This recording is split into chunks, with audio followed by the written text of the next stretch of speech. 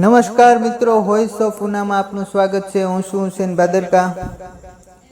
ગીર સોમનાથના આકોલવાડીમાં પુરવઠા વિભાગ અને મામલતદારની ટીમો દરોડા પાડ્યા। સરકારી અનાજની હેરાફેરીના કૌભાંડનો પર્દાફાશ કર્યો। આકોલવાડીમાં 3 સથોળીઓથી શંકાસ્પદ સરકારી અનાજ ઘઉં ચોખાનો જથ્થો ઝડપાયો।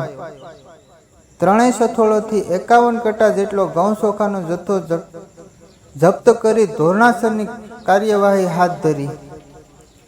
તાલાળા મામલતદાર અને પુરવઠા વિભાગના અધિકારીઓની સંયુક્ત કામગીરીમાં થયો પર્દાફાશ। દરોડા દરમિયાન સરકારી અનાજ ભરેલી એક પિકઅપ વાન મળી આવેલ। આ સરકારી અનાજ કઈ રીતે મેળવતા તે અંગે તપાસ હાથ ધરી।